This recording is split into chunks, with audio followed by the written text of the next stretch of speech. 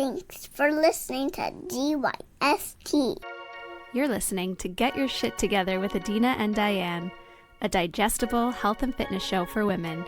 Real quick, the content of this podcast is intended for general information only and is not medical advice, diagnosis, or treatment. Chat with your healthcare provider before making changes. Okay? Okay, cool. I think they got it. Let's jump right into this week's episode. Hello, I guess I should bring my mic over to record this. I just swung it on in here. The curly girlies are here today. I guess let's get it out of the frame so they can see. Girls. Look at us. This is day 2 curls for you? This is. Did my hair last night. Did not want to. No. It was post-holiday, 3-day holiday, and I was sleepy. And I got in the shower and I started to justify. I was like, You're like, do I just put it in a bun? My hair could go another day. It could not go another day.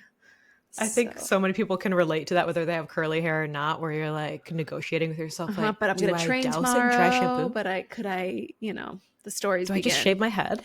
But the curly girls know if you're at that point where you're negotiating, then tomorrow, if you try to comb it through in the shower, like it's going to be matted together. You're gonna have to take like tiny sections. And for me, day 2 is always my favorite. We were talking about this before we hit record. I've been trying different products. Adina's sharing Inner Sense, the curl products. We did link it in our last episode show notes. I've been trying different things. My curly stylist, if you're local, sadly she is fully booked because she's that good. She had some from Organic Way. I was talking to a client about this one-on-one. Like we talked about her gut protocol and then she's like, okay, unrelated. Can we talk about hair products? I was like, yes.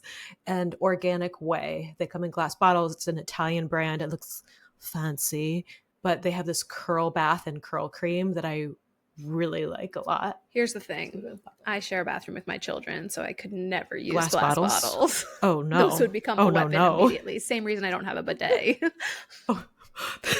I'm just imagining them putting it on full blast. Yeah, Abe would just be like weaponizing that around the bathroom. Yeah. You know? Oh, Adina's miming a hose. Ours just has a little knob. Tushy bidet, I love you.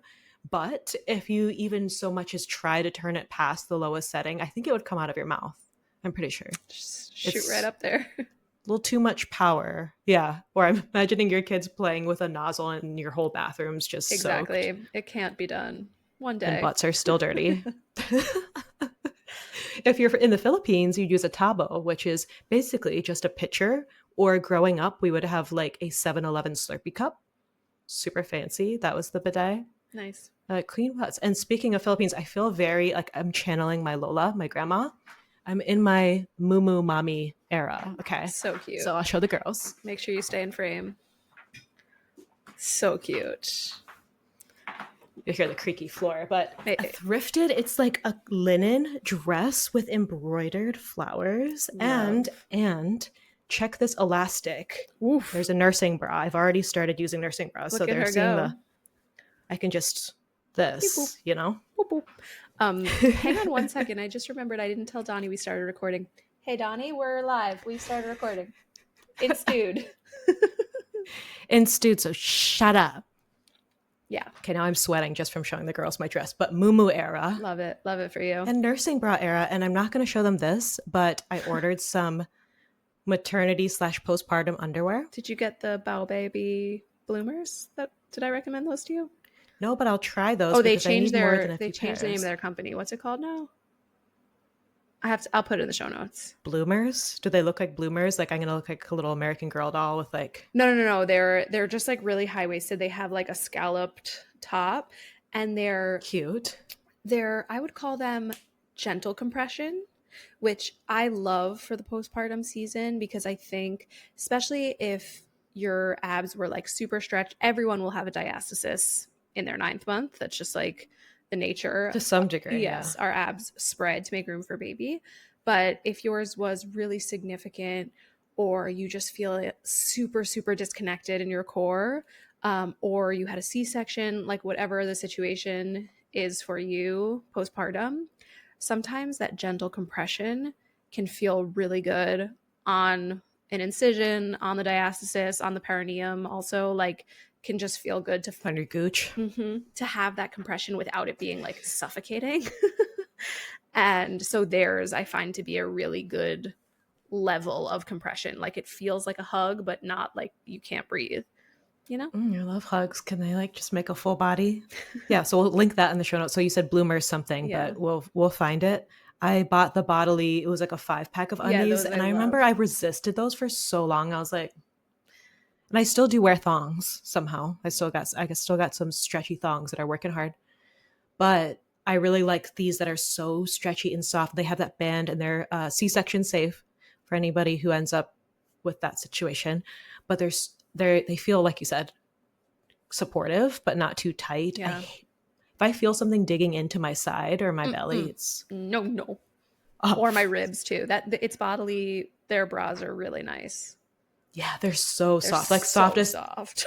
I'm worried because I sometimes I go high low. Okay, like Yeah. I do have. I think my mom got these for me for I forgot I had an Amazon wish list that had just random things that sometimes I save like for future reference for myself. And she sent me this 5-pack, and they're fine. Yeah. They don't compare to the Bodily bras that nothing does, honestly. whole other world. Yeah. There's other ones that people recommend that I happen to have found to be really uncomfortable on my ribs. So It's Bodily was the only ones that worked for me. Yeah, they move with you. They're super soft. Bands. And also they were designed by lactation consultants. So they're like not compressive. They're supposed to not contribute to clogged ducts and things like that. Oh, Yeah. my nipples just like I know. hurt like thinking about that. Those lactation consultants, they know titties. They know them. So that's cool. They know those titties. Well, Happy New Year. Adina's coming off a Thank New Year. you. That's why I'm also in my house dress and we're recording on a Sunday. She was offline for a few days. So tell us about it. Woof. Well, it all began. This has been like an absolute crazy week. So I was cooking for the holiday on Tuesday night. Okay. This was the way it fell out this year. It was a 3-day holiday because Rosh Hashanah is always 2 days. And then the second day was a Friday. So it went straight into Shabbat. And so we were offline for 3 days, which I did not realize how badly I needed that. Like, oh my God, no social media, no screens, no internet, no work. Like it just felt so good. Nice. Especially after the Tuesday we had. So Tuesday, we had been hearing like buzzings of like typically the terrorists tend to attack around our holidays. That's been a theme. And we had been hearing buzzings that Iran was going to get involved on Tuesday. And so for those who are not familiar, I think we started talking about this with Hezbollah last week. Now this is a terrorism podcast. Basically, the Islamic Republic of Iran, the worst. They suck. Mage terrorists ruin everything for everyone. A regime you do not want to be a part of. Most people in Iran do not support the Islamic Republic of Iran. And the Islamic Republic has all these terror proxies who love to launch rockets into Israel. And so Iran was attacking us via their proxies, Hamas, Hezbollah, Houthis. And then they were like, you know what? We're coming straight for you, Israel. Here we come. And so we had heard like buzzings of this on Tuesday. Like, I think something's happening tonight. And I was texting Diane. I had just put my kids to sleep. My dinner wasn't ready yet. I had potato. I think you had ice cream, and you're like, if they ruin my ice cream for me. This up for me. I have Haagen-Dazs vanilla with some peanut butter and chocolate chips and salt. I just put my kids to sleep. I imagine that you would have brought that down with you to the shelter. I know. I was like, I mean, it's hard. You got to hold babies. Like, there's not a lot of room for and snacks. So, anyways, I had just put my kids to sleep. Ori had just fallen asleep. I think Abe had just fallen asleep. And then it wasn't even the usual, like, usually the siren goes off, and that's what it is. We got a text from the, like, Homefront Command app, and it said, like, stay close to a shelter. And we were like, this is new. And prelude. Yes. And then the next alert said, go to a safe room immediately. And basically 200 ballistic missiles from Iran were just heading straight towards us. It was like, if you've seen me post on my stories, the map of like our red alerts when we get like the siren, it was like the entire country was just lit red up. pins. And we went down to the shelter, carried the 3 kids, and our downstairs neighbor, the one who I had told you she was like trying to conceal herself, she is a grandmother and had over her daughter, son-in-law, and their like 3 teenage grandkids. They were cooking for the holiday. I have never been around such fucking loud people in my entire life. Donnie and I were gonna lose it. We're like, louder than kids. they were than, like, so littles? loud, just like loud voices, like and like my kids were like in a stupor, like they had just fallen asleep. We were like, are they not reading the room here? And this guy had his little transistor radio and he was listening to the instructions. And actually that was really helpful because we didn't have our radio, and otherwise we would have been going up and down for an hour. Like we didn't know we were supposed to stay down there for an hour. We had no idea what was happening. Right. And you were no electronics at this point, so radio was no essential. We had electronics, but there's no service in our shelter. It's just like 2 flights below our lobby. Yeah. So yeah, because I was texting you after. So yeah. And it was just a crazy experience. Like the kids did amazing. We have like a little riding toy in there for Ori, and he was like delirious and just like riding around and cracking up, and like he had no idea if he was sleeping or awake. And then this other woman was like a total snack mom. She starts whipping out like popcorn and all this stuff, and thank God, because like my kids were at that point where they were like, they would not have made it without a snack, you know. Been there. Yeah, Minnie was like, we've been here for so long, I'm hungry. And I was like, yeah, you would have been in your bed this entire time, like you're not really hungry. It's like, we hungry for a snack. Anyways, it was a wild experience. It was quite terrifying. Thankfully, there were no fatalities except for one Palestinian man, which I don't know. Did I send you the video? No, but I don't know like that I want to The Sims. see. Like it's like a man just like walking, and then like this giant thing just like it's really terrifying. No. Yeah, no, that was a remnant of a missile, because these are a lot bigger. They get shot down. Right. Yeah, it was just so crazy. What a week. It was wild. And the booms we heard from in there, like I thought we were going to come out to like everything on fire, post-apocalyptic streets. Like it was so earth-shattering, the noises. Crazy.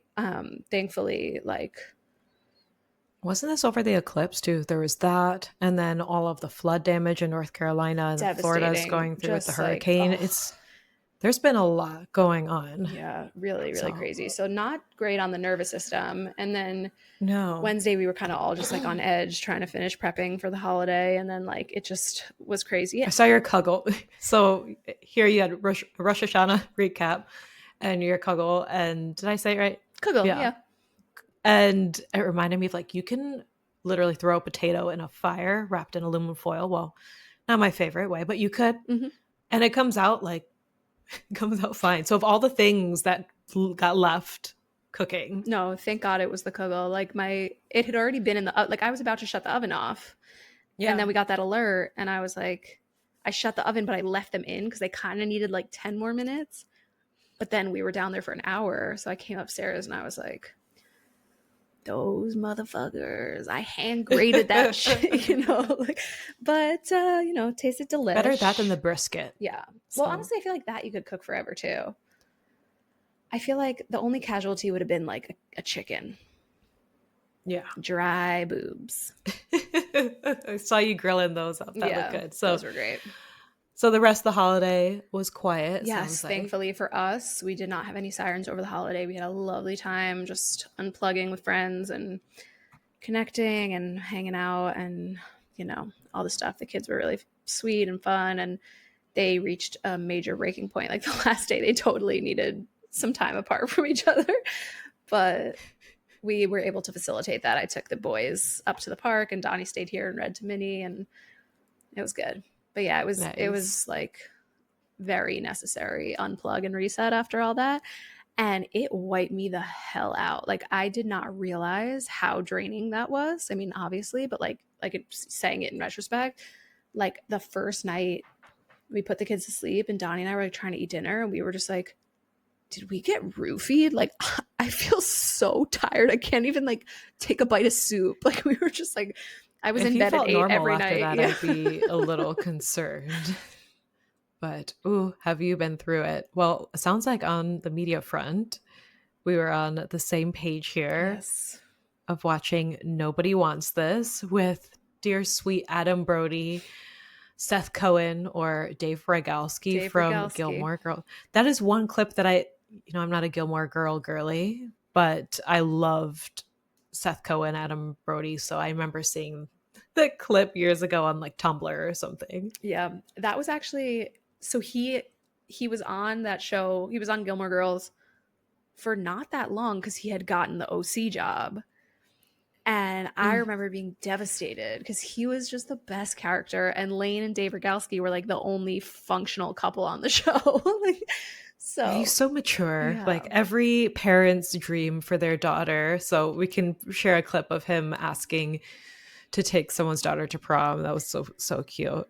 The internet is really going nuts over this show. Yeah, it's so their chemistry is great. So I didn't realize that it was written by Erin Foster, who I used to follow more closely. I know she's funny, she's a comedy writer, and I didn't realize it was based like her story of meeting her husband. Mm-hmm. But I really enjoyed it a lot, and I like Kristen Bell too. Yeah, so we're not done. So we're not gonna no spoilies. I won't spoil. But I have takes. I do love it. I am really enjoying it. Yeah. I love Adam Brody. I think the writing's really fun. I think their chemistry is great. I think it's a rom-com we needed, you know? Like we haven't had something this delightful in a long time. I am, however, bothered by a few things. I think the way the Jews are portrayed is not enough for me in terms of like we just got up to the episode where he is grappling more with like, oh, I really do need this person to be Jewish for me to marry them.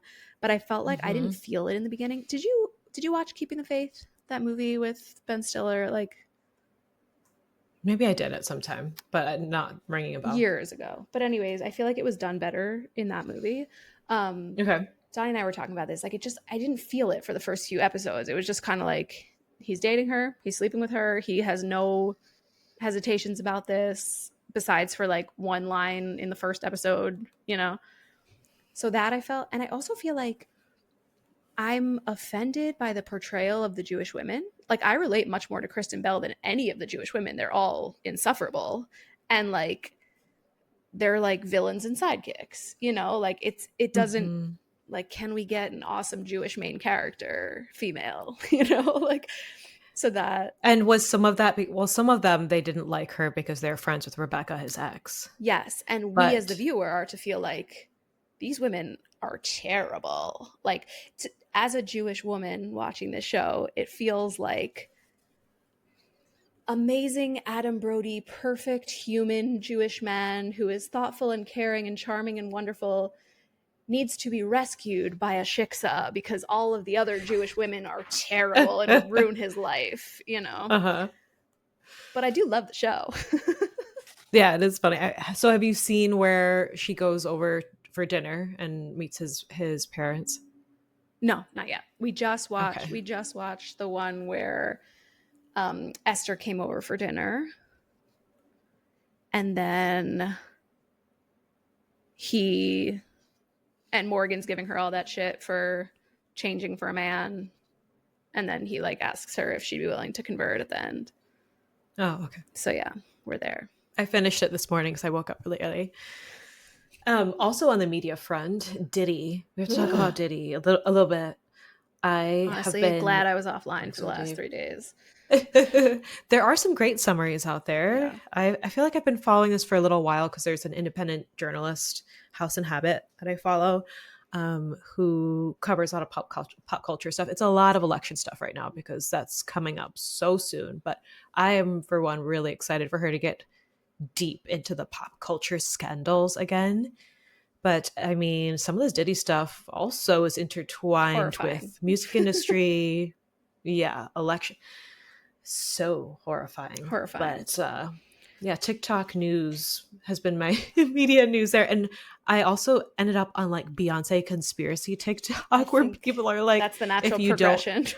Yeah. If you don't thank Beyonce in your speech, like you're targeted when you win. You got to hit out for you. Yeah, I was in the park on yesterday, and one of my friends was there, and she was like, "Did you hear what's going on with Diddy?" And I was like, "No, I have been under a rock." And she's like, "Well, my Gen Z brother-in-law just filled me in, so take this with a grain of salt." Like, well, 50 Cent and Eminem have been trying to tell us for years about Diddy. So you guys, this is crazy. How are well, we to on the feel? I don't know, but on a much lighter note, you shared about food for the holiday, and I didn't get to show them last time, or a show and tell a little while. I'm working on baby's quilt, so that's not ready to show. But since we had that little tech hiatus, So if you're on cute. YouTube, you can see I made, this one's probably my favorite. I made Sculpey magnets, okay? This is what I do when I watch Netflix. Hopefully this is in frame. Look at this little croissant. The shading on the croissant, though, is Thank like... you. So Sculpey clay. And this is fun to do by yourself, maybe with some older littles. Like I wonder if Minnie could make, we made Halloween magnets, but you could make like any food. I'm going to make pies next because I asked my nephews for, they were drinking root beer, right? And I was like, can I have your bottle cap? Because I want to make that little pie tin. And I'm going to make little apple pies. There's bacon. These two are not kosher. Maybe this is an all beef hot dog. Yeah, it could be a beef hot dog. Or I think it's a Costco hot dog though. Well then. But beef hot dog. So cute. Or pork, whatever. I used to love Sculpey clay. And you know what memory I was having also? I forgot who I was talking to about this, but was I talking about this on the podcast? This is feeling weirdly familiar. I'm like, or on like one of our texts. Yeah. The youths who like to craft are so lucky that they have TikTok and YouTube. Tutorials on video. I used to have to like watch HGTV and then like hope I got it in the first shot, you know? Like I was surprised you even had a show. I had like booklets where it's like photos where you just can't follow a step along. Like I was trying to learn how to sew. The way it would like show you how a bracelet was like woven, and you were just like, is that over or under? Yes. Yeah, Neil has some of those for macrame, like, you have to, like, that he's picked up at flea markets. Steps because like it just doesn't look right.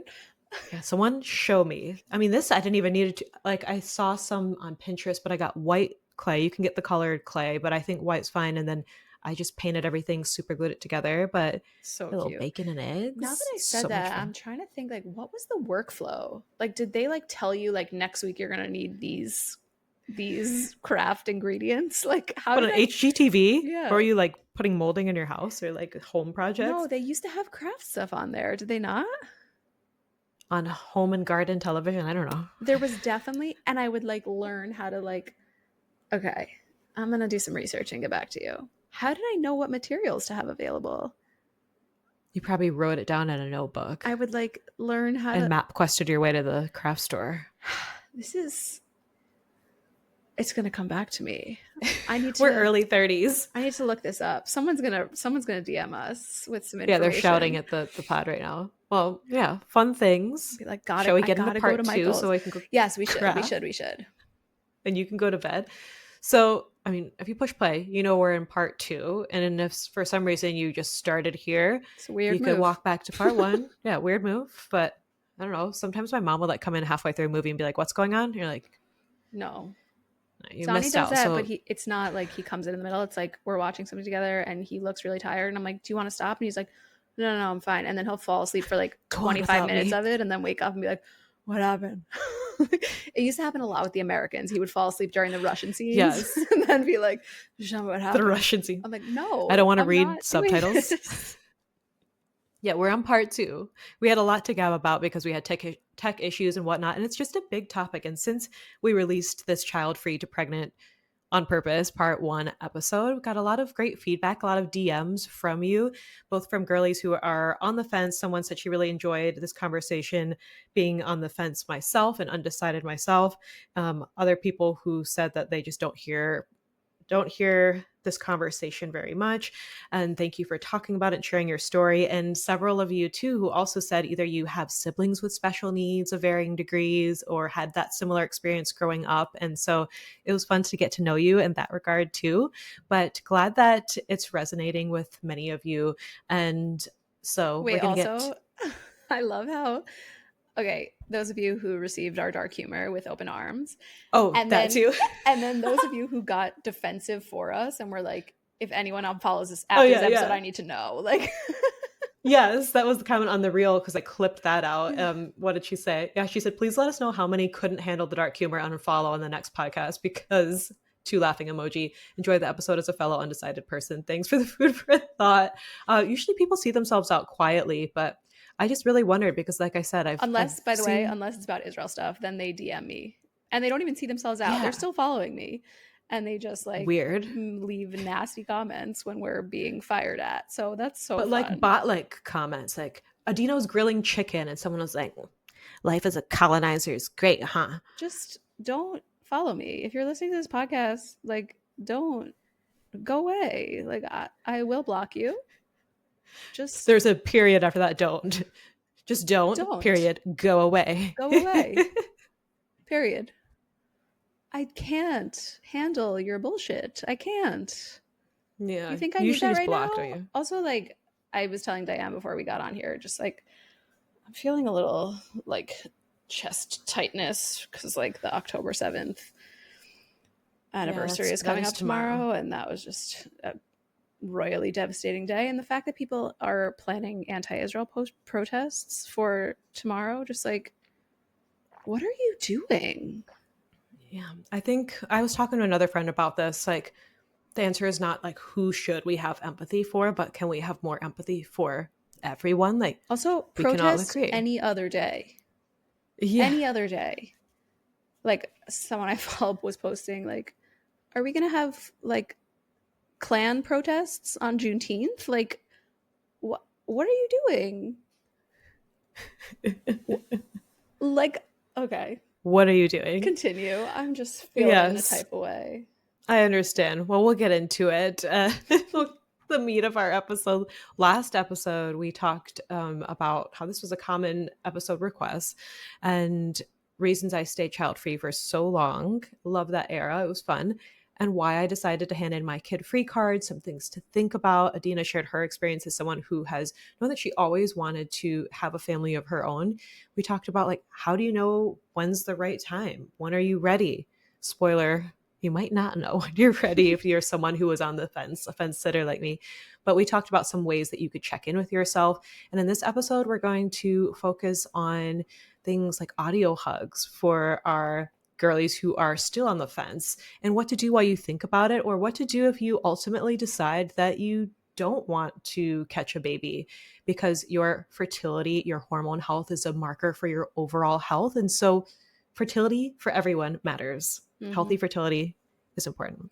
I'm debating mentioning this because I think it's going to get clipped out in the video anyway, but Diane has these shadows going nuts in her window right now because there's like a tree and the wind is blowing like crazy, and it is creeping me out. I keep thinking there's a ghost. Spooky. And since we started, I know the floors in this older house are a little slanted, but that closet door likes to just open. So yeah, I'm going to start saging and smudging or whatever in here. It is spooky in October.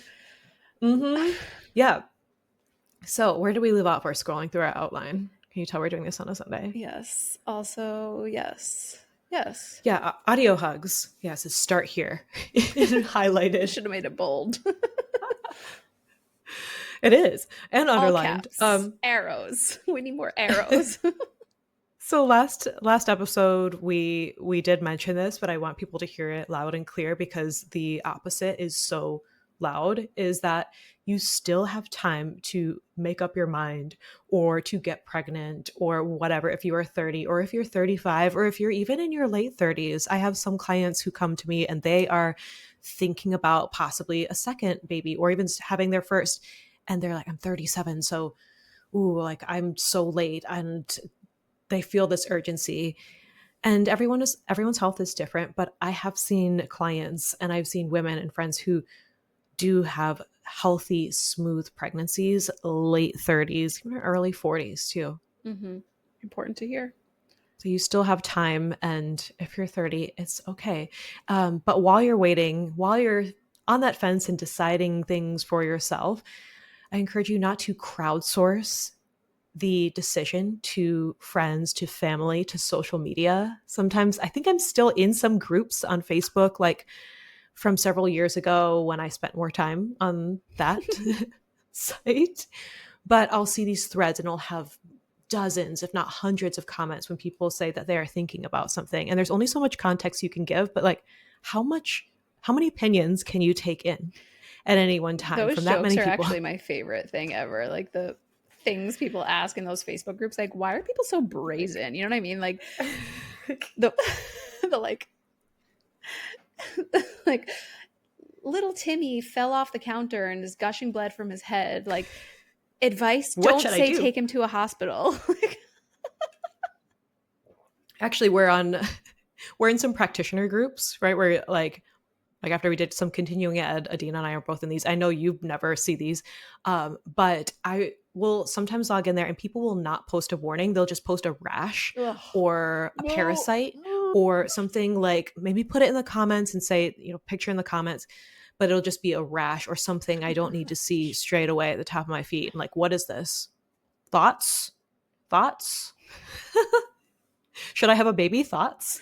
That's just a lot. So don't crowdsource them. So, I mean, certainly have these conversations with your partner you're considering doing this with. Yeah.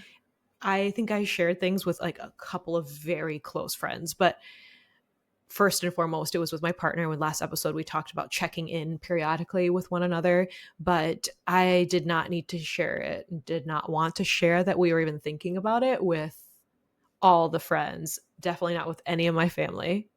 Some other people might feel safe sharing that with their parents, but if you are someone who has been nagged and nagged and nagged, maybe you don't want to like put that possibility to your parents. Yeah. So did you decide? What do you think? And this is, you put this in the outline. I love this idea of just like visualizing your life. I think that can be really clarifying for a lot of people. Is just like, especially if you can just remove yourself from your current day-to-day stressors. Like for me, it was always out on a hike in the woods, walk on the beach, just like picture life and picture it in a few different scenarios, picture it with a few different options for where I live, what my family looks like those types of things. And then a lot of times you just like feel that tug towards the picture that's right for you. Like once you start to just picture it all, visualize it, give yourself options, allow it to look a bunch of different ways, maybe ways that you never thought it was going to look. And like, how does that feel? How does that day-to-day feel if I'm living in that imaginary world? I love that. Yeah, trying it on, I think, is great. One for me was we love to travel. And the old me thought, okay, if we have a toddler, there's just no way we're traveling anywhere for like 10 years. And then I started to see and to seek proof of people who were traveling with their kids, or I've had candid conversations with friends who have traveled with their littles and how they make that work, or sought out accounts where I'm seeing people do that and living the life that I would like to see for ourselves too, or just more examples, because you can find so many of the alternative where they're like, yeah, your life's going to be over. But how is that empowering? So I like trying it on, and I just, like you said, felt more tug once I started to try on that possibility. But for me, journaling, tapping, writing to my future self, whatever feels good for you, but there's so many ways to go about that. But the point is to get quiet and to start with how you feel first before you start asking other people, because other people aren't living in your chapter. They're not living your life. Yeah. They're going to have different opinions. So start with you and get quiet. And we've mentioned this a few times throughout the episode of like, there's a whole side of the internet of like angry child-free people, or even people who have kids who are angry about it. And I think that Diane and I both have very sarcastic sense of humor, and we're always very real with you. But yeah. I hope that you understand the underlying positivity and empowerment that is a facet of our lives and the show. I think that if you are struggling with the decision of whether or not to have kids, or you have kids and are feeling like you're wading through mud and it just doesn't feel like the way you envisioned it, like Diane said, I would encourage you to seek out that positivity and people doing it the way you want it to look, because there's always going to be that mommy wine culture and those people angry on the internet who love to talk shit about their husbands and their kids and who make it like, oh my God, Commiserating culture, yeah. misery. Oh, it's not a vacation. It's just parenting in a prettier place. And like all, it's like, okay, sometimes it's fun to laugh at, but like, let's be honest about if this is bumming us out or if it's already like, if it's magnifying something that was kind of deep inside that we're trying to get away from. Because I don't know, man, like life's a privilege. Yeah. Children are a privilege. Building a family is a privilege. And like, it's all wonderful and awesome if you have that perspective and you shape it in that way. And I think that like, maybe this is the freedom you need to hear, that like, you don't have to do it the way other people are doing it. We talked about this a lot on our back to school episode. It's like, you can say no to things that you don't like the way they feel. Like if you don't want to go to that function, or people are telling you, oh, you're such a strict mom. Why won't you keep your kids up past 7 to go to this thing? Like, I don't like the way my days are the next day if my kids are up too late. Like we all function better when we're on a good routine. And yeah, there's exceptions for, right, family celebrations and whatever it is. But like, I don't care if someone wants to tell me I care too much about my kids' schedule or I'm too strict or whatever the thing they want to say is. This makes us function well. And it makes me really happy as a mom. And it makes my kids function really well. And like, whatever that thing is, oh, you're too strict with the food. Like, whatever nonsense people want to tell me, I'm depriving my kids XYZ, but like, we feel great and I have fun being a mom. And you can change your mind, not like, I'm going to have the baby and be like, you know what? I don't want this. Bye. What's the return policy? I actually saw that Arrested Development. I was thinking when Joe buys sound effect. When Joe buys the dove and then he walks into the store door and he's like, what is your return policy? No, I was thinking of, it was like if you have a baby and they end up being allergic to dogs and it's just someone like throwing a cartoon baby. Yes. I guess they're gonna get shots. No, I've heard that if there's a baby around, dogs, pet hair, like they're probably fine. It's probably fine. But what I mean when I say change my mind is like, maybe now my intention is like, yeah, I would love to travel. And maybe I decide like, I really want to, I don't know, take up gardening or actually take a break from traveling for a while, but giving myself the freedom from that because this is my first baby rodeo. Yeah. So we'll see. Baby rodeo is such a funny visual. But yeah, what you were saying last week, you were saying last week about the surrender of like birth and labor. We were talking a little bit about that. I think what you were just highlighting, having kids is the great surrender, in that you can have this picture of what you want your life to look like, but every kid is gonna be different and have different needs. So like, yeah, we traveled when Minnie was a baby and it was easy peasy, no problem. Throw her in the carrier. She sleeps 12 hours. Like we just show up in Prague and like, it doesn't matter, And then I have a baby like Ori who is up every 2 hours, and we still do the travel for the things like, we go in for Passover, whatever. But like, I know full well I'm going to be tired, and like, we're still going to have so much fun with our family. We're still going to go to Disney World with the kids and have the best time. But like, and you got a Velcro baby. Yeah. With him in my room, like I'm just going to have to be up more. Just imagine you surrendering to like Ori holding you hostage, like basically. Just him cackling around on that little bike. Yeah, a big theme for 2024 has been allowing, for sure. Yeah. And not just with this conversation, but one that I've been talking to clients about, whether that's in their health or being open, practicing openness instead of having this rigidity that I think a lot of driven women and historically like perfectionist eldest daughter women will resonate with. So I've really just been coming back to that. And last episode, I talked about Gentle Birth app, their hypnosis, meditation. It's all about practicing mindfulness, presence. But I love that.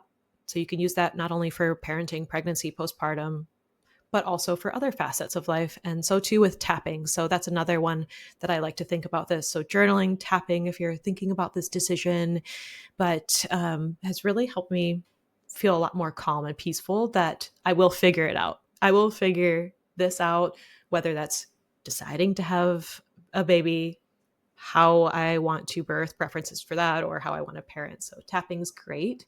And another piece of advice I'd like to extend to you would be to seek out positive stories on either side if you're on the fence. So a couple that I liked, I mean, there are a lot more that I could put in the show notes, but a couple that are top of mind. This one is by The Daily Tay, is her account on Instagram. Hilarious comedy account. She is, but she so had funny. this. She's so funny. Her skits are great, but I didn't realize that she was the author of this book until I started it and then looked at the photo, the audiobook. So after we came back from Japan, I queued this up. It was, I think, happened to be available in my library holds. It's called Birdie and Harlow. It's her book. And I think it's something like loving my dog so much I didn't want to have kids until I did. And it was so good. It's very funny. It's read by her if you do pick up the audiobook. But memoir kind of podcast style, just hearing her chat about her life and how much she loved her dog. And it was like I was on a walk, like sobbing, listening to it because I had just found out I was pregnant. Always thought, I love my dogs. My dogs are my babies. Saying goodbye to an old dog, our senior dog, Huey, last year, knowing that Doug is going to be 12 in a month. And then also that we're entering in this phase of parenthood. It was just such a great book. Funny, heartbreaking. I don't want to say that doesn't sell it. But, it was very emotional. Is nice. Yeah. Yeah. I mean, it was very, it was clear she poured a lot of herself into this book, but I felt that it was very validating for me knowing that, like, yes, I love my dogs and I am looking forward to seeing Doug with our little daughter. And just that transition into a new chapter for her was just really nice to hear and refreshing and made me excited to have dogs and kids. That sounds awesome. She does those, like, I feel like a few years ago, it was all those like influencer spoofs that were just so good.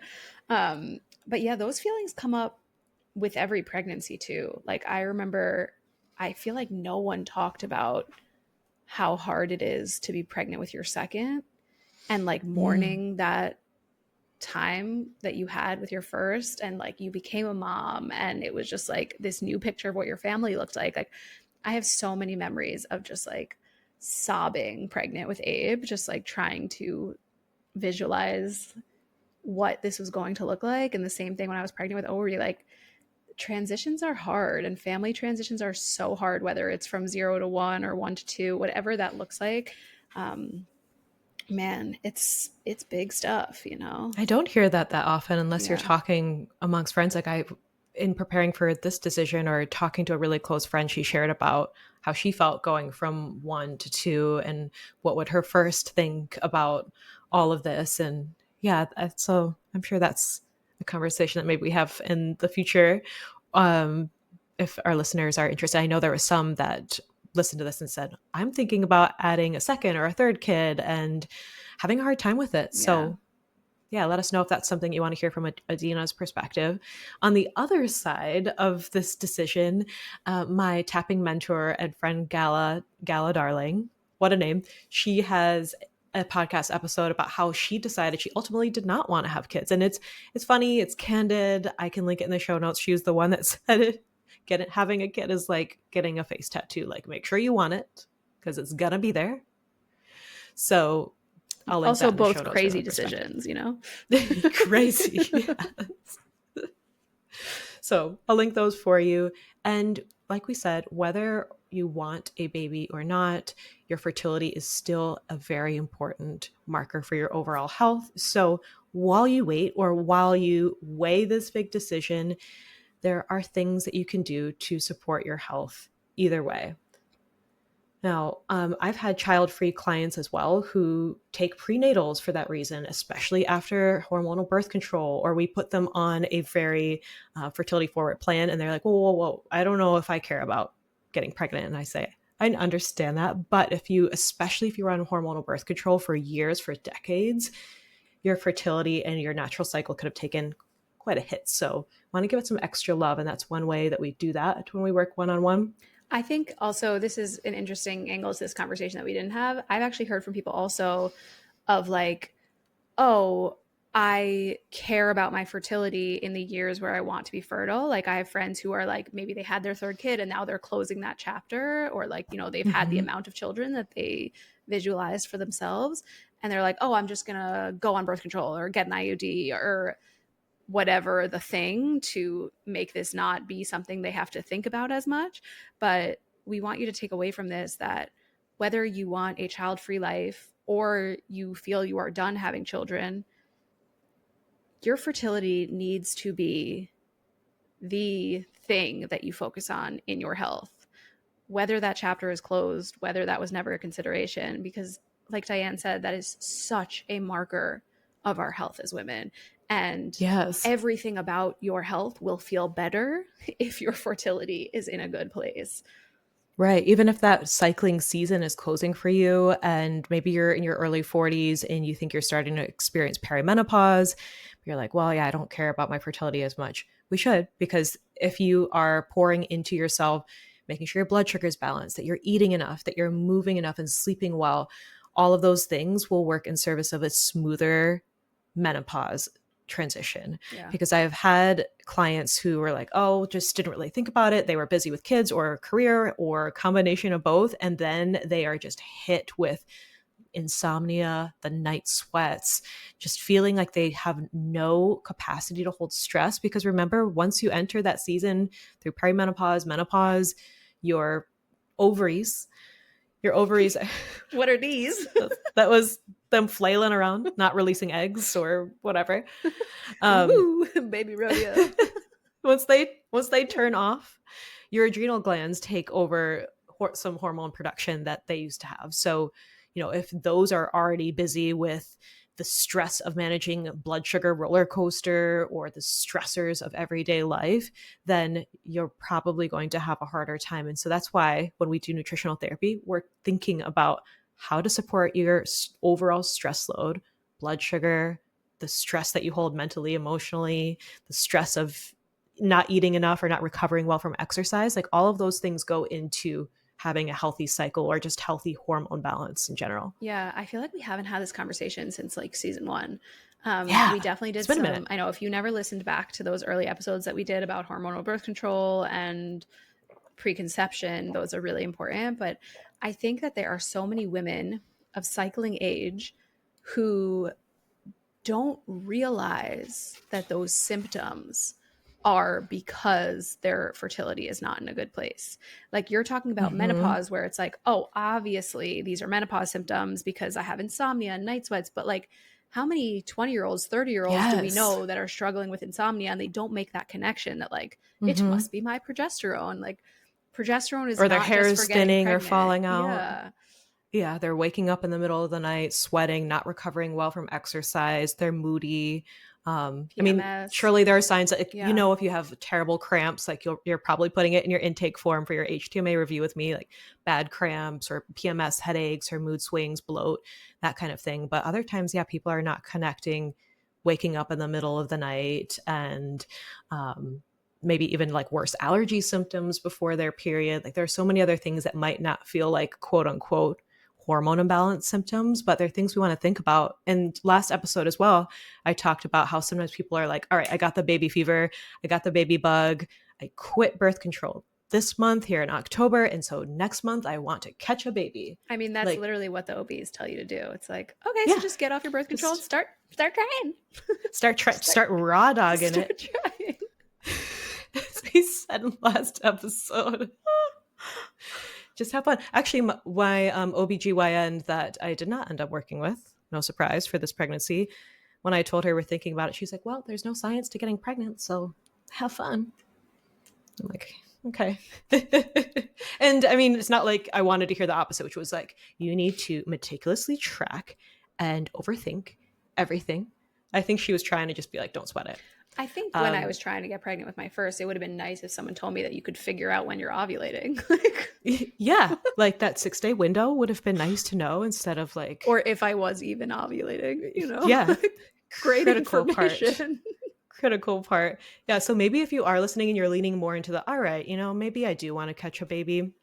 So I'm hearing that perhaps I should give it longer than a month after the pill, or longer than a month of intentionally looking towards preconception nutrition. And if you want to hear like a rough estimate, I like to tell clients like 3 to 6 months, if you can, would be a great amount of time to start putting more intentional thought towards your nourishment for pregnancy. So 3 to 6 months I is love great. how gentle your language is being here, because we've had so many clients where like they hire you and they're like, I hear what you're saying, but also no, like this needs to happen now. Yes. Yeah. And I am being a bit more delicate here and a bit more fish. But it depends on the relationship. There are a couple clients where they're like, Diane, I want to get pregnant right now. I want to get pregnant 3 months ago. Yeah. If I'm being honest. And I'm like, babe, I want to hold her hand and say like, your cycle has been rough. Yeah. It's a bad idea. Your HTMA It's a really is bad rough. idea. So yes. And that's where I remind them. And then maybe I'd point them back to the timestamp in this episode that like, babe, you're 33. You are not late. Well, not late in terms of your biological clock. Like you have time. I know it feels so urgent for some people when they decide they want to get pregnant, but your experience through pregnancy and through birth and backing it up through preconception will be smoother if you give yourself some more time, especially if your HTMA was like a fast 4. Like I have some fast 4s right now who I've worked with a couple times, and that's like the most dysregulated result for an HTMA review. And I'm like, babe, you're fast 4. Your minerals are bottomed out. This is not the time to get pregnant. Nope. It's not, I promise you. You will. With love. You will feel way better. Yeah, exactly. This will go better. This will go better if you just are patient for 3 to 6 more months. And maybe some of these people want like a more delicate delivery, but I know that a lot of our clients really resonate with the like, give it to me straight, no chaser. Like I'm no nonsense. And then also at the same time, here's the plan that we're going to lay out for 12 weeks. Like when I do an HTMA review, which I'm bringing it up, but I'm like, there are only 2 spots left at the time of this recording before my mat leave. Like snooze or lose, get in where you fit in. But we plan things out over 12 weeks. Like here's what to focus on. And you can layer things in at your own pace. And then you can just have fun with trying instead of trying to get pregnant and then researching all the things you should be taking or doing or not doing. Yeah, that sounds like a lot. Mm-hmm. That sounds like a lot. So now I'm sweating. It's like the more I talk, the sweatier I get. That happens. So some other things that they can do if they are thinking towards working on their cycle and or getting pregnant. We talked about maybe doing an HTMA review, working on nourishing your body, giving yourself a few months. On the movement front, what could that look like? Yes, this is another majorly neglected thing. I think so many women, and we're going to do a dedicated episode about this because I think like there's just such terrible information out there and we need to talk about it. Training while pregnant? Yes. I think so many women either completely ignore their pelvic floor or trying to use movement to help them feel better for the longest time. It's just like crush my body, burn the calories, even if it's get stronger. Like even if the goal is get stronger, I think so many people are ignoring movement quality and utilizing movement to help you feel better, to get uncreaky, to make space in your body. I think back to myself when I was training more in like a powerlifting style, and I was just always creaky and I was just always pushing load. It was just like heavy, heavy, heavy. And I got really freaking strong, but did I focus on movement quality? Did I gain? Did you stop ovulating? Yeah.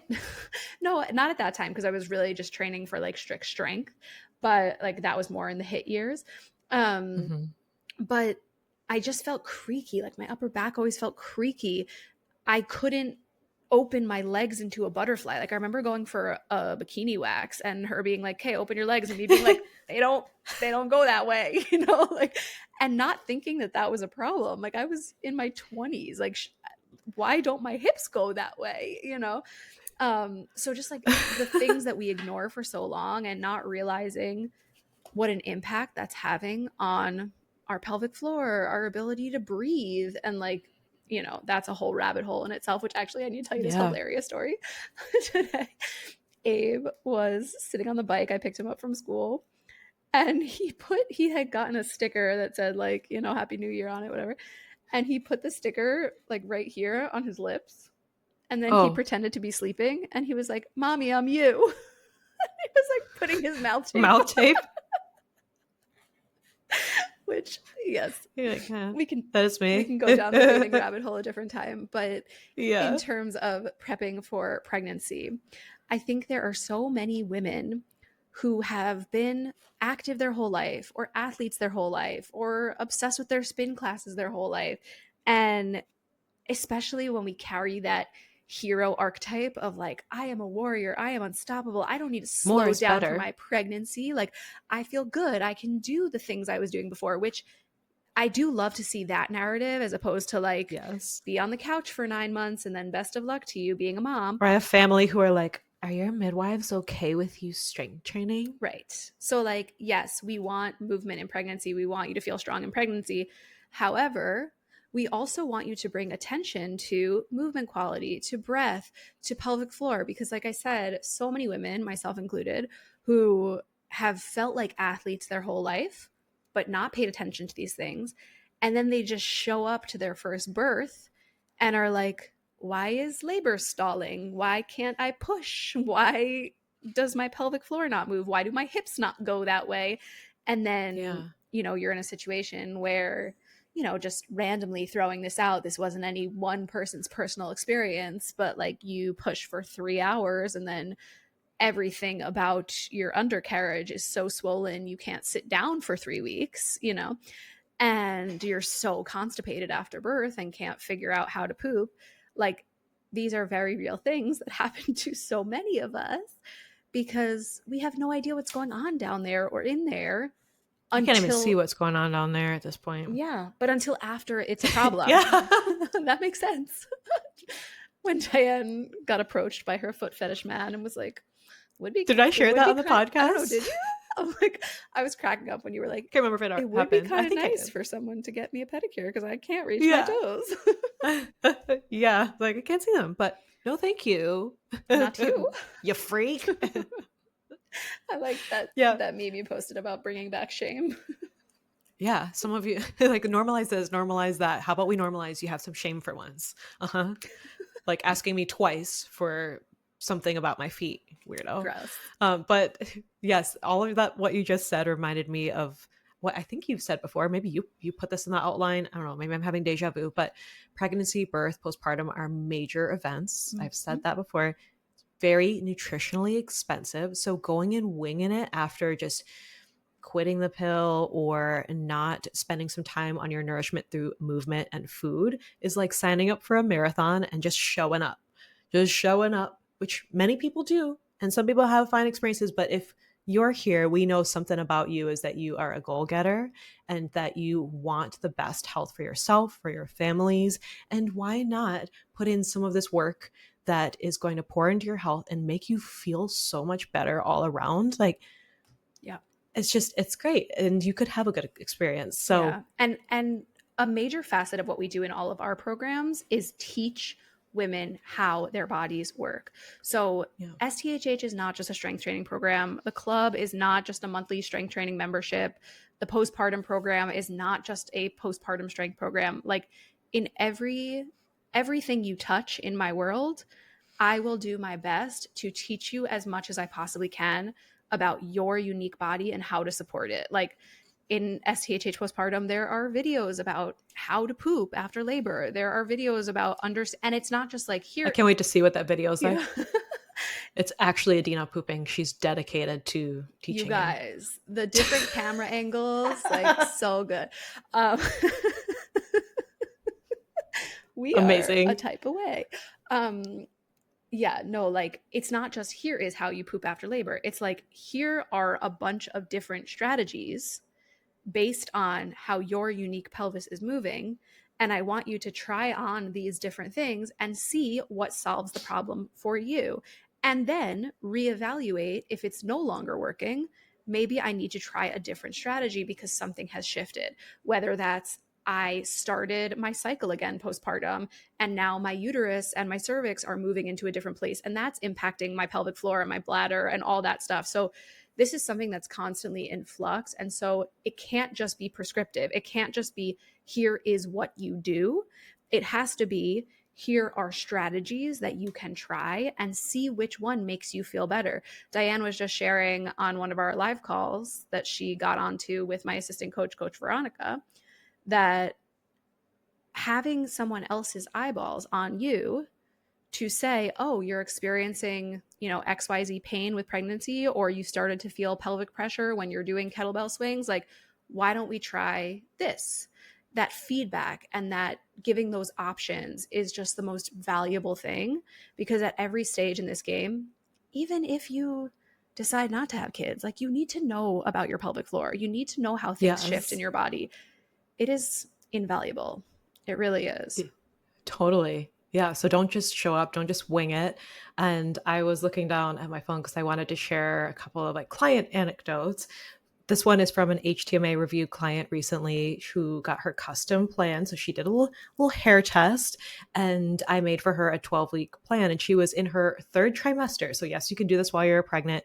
And she said, wow, this is an amazing document that had so much detailed and thoughtful information as I navigate the end of my pregnancy and emerge into postpartum. It was worth every penny to have you lay this out for me. Thanks so much for the work you do. She's great. So I laid everything out for her, especially 3rd trimester when she is thinking towards birth, and that 4th trimester cocooning with her little one. And now she didn't have to think about supplements that were going to serve her through the end of pregnancy and through birth. And just so much more of her headspace can be put towards other things. And then also, if you are listening to this and you want HTMA review, but the doors are shut because I'm on mat leave, I got you too. So another way that you could work on your health, your nutrition, whether you're thinking of preconception or just a better cycle, is inside of Root Cause Reset. That's my self-paced course.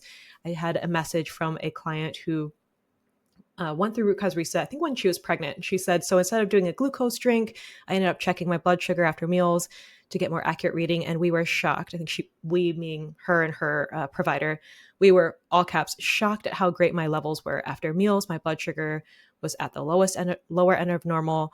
And the first OB I saw told me that I would definitely get gestational diabetes because I have PCOS. So she was told she'd have gestational diabetes. The OB fortune tellers are my favorite. Yeah, they told her, you will definitely have gestational diabetes, before she even got pregnant.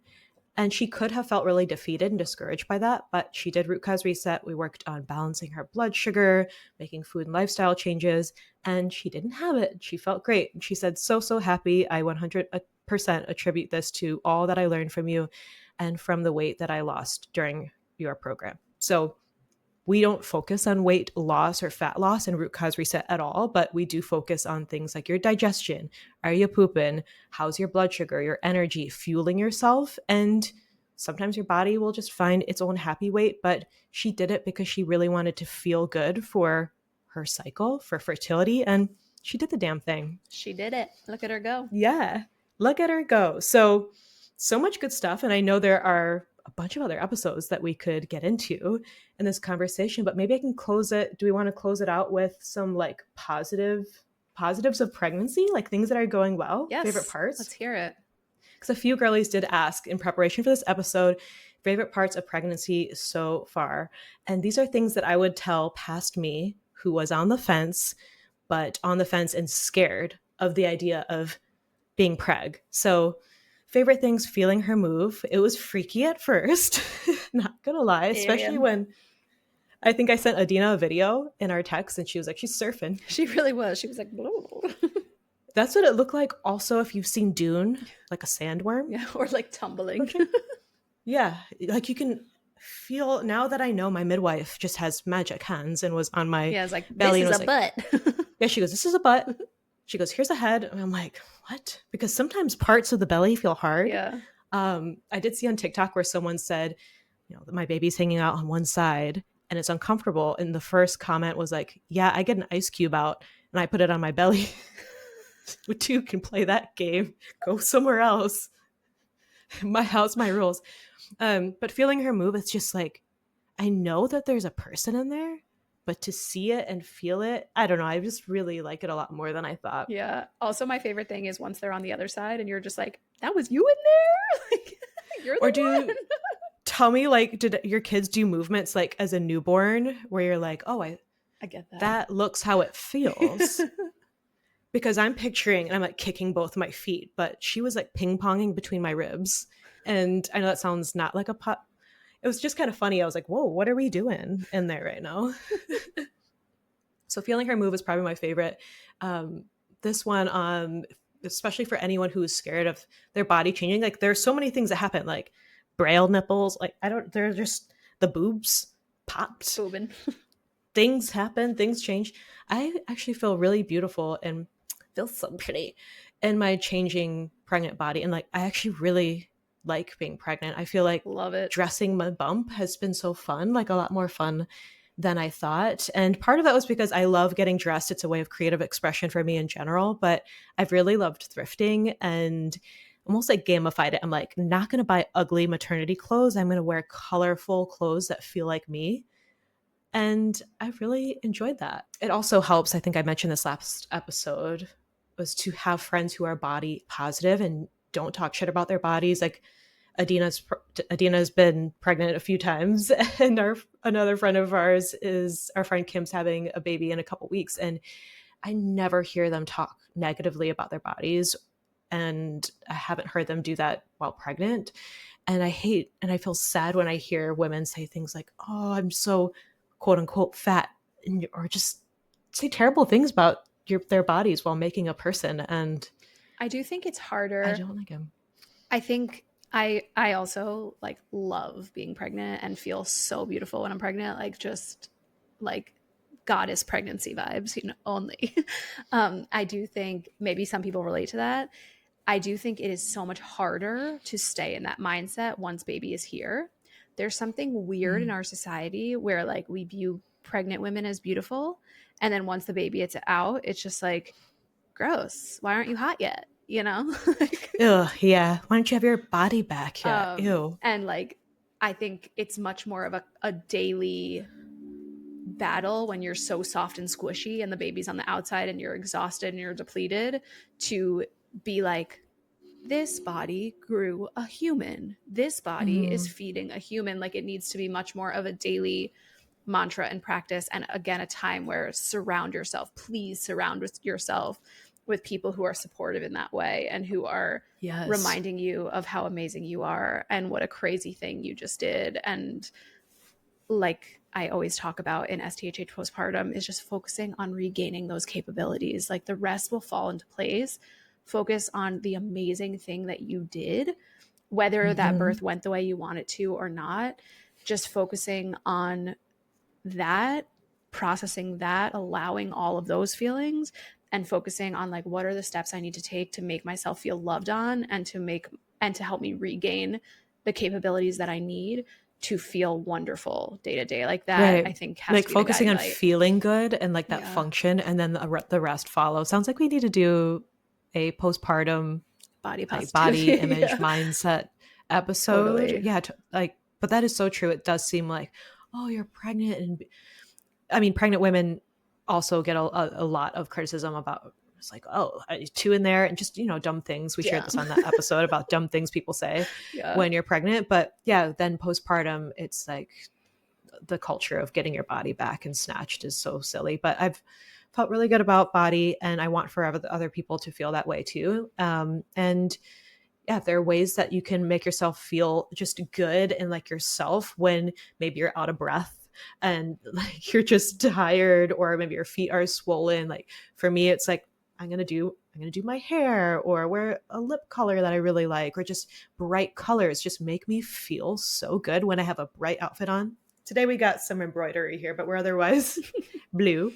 And also some things that have really made this pregnancy experience for me so far feel really great is the care team that I chose. I can share more about this when I'm on the other side of this experience, but I knew for me going into this, for me to feel safe and confident and calm, I needed to like and trust and be on the same page with my team. And I call them team because never do I feel like they're just telling me things. They're always giving me choice, and they're honoring my wishes and beliefs. And we're just on the same page in so many ways. So asking friends for recommendations, maybe looking around in your community a little bit more, like you can shop around and change provider.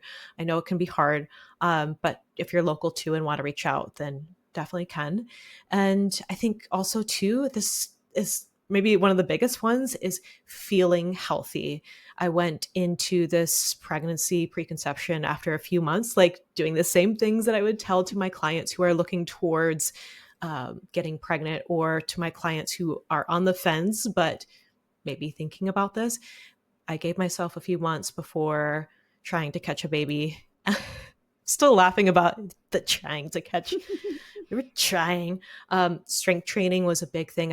I was consistent with a program right up until we ended up going on that big trip this past spring, and put myself on a bit of a protocol. I did an HTMA test before pregnancy just to see where things were at, for me to fine tune things for myself a little bit more. And the final part of that is the mindset piece. We talked about allowing, practicing that, and then just new and deepening friendships with my friends who are moms has been so expansive for me. And I'm just blown away. Like I could cry, because I'm also on my third try, cry about like anything. My friends who have sent advice or said, you can ask me anything that you need, the voice messages with Kim, or all the text to Adina about different things when I feel discouraged or having a bad day or have a pregnancy question. Like, is this thing normal? The hotline. Yeah. The group text hotline. So all of those things have made for a great experience. So if you are someone who's been on the fence because you're nervous about that, hope that I can share a positive experience for you that might make you feel a little less scared. I feel like I've shared this on the show before, but this just really stuck with me. I heard the most random person ever say about the experience, like something that they missed about being pregnant was missing having two hearts in their body. And I just think it's such a microcosm of the expansiveness that happens when you're growing human life. You know, it's just like what your capacity and your love and creation just like exceeds what you ever felt possible, you know? Yeah. Two hearts. Yeah, that is sweet. Yeah. So cool. Crazy. Well, there was part 2. I'm already thinking of so many episodes that we could do. And we like touched on a lot here. We did. And I know there are some topics like hormone health and perimenopause that have been hotly requested that we haven't gotten to in a long time. So after you listen to this episode, if it was helpful, do leave us a review. And I would love to know what else you'd like to hear from us if there was something that stuck out. Yeah.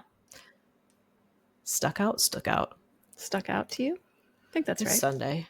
Yeah. Sunday is hard. Anyways, as always, we love you. Stay hydrated. Unclench that beehole in pregnancy more than ever. Yes. Okay, bye. Bye.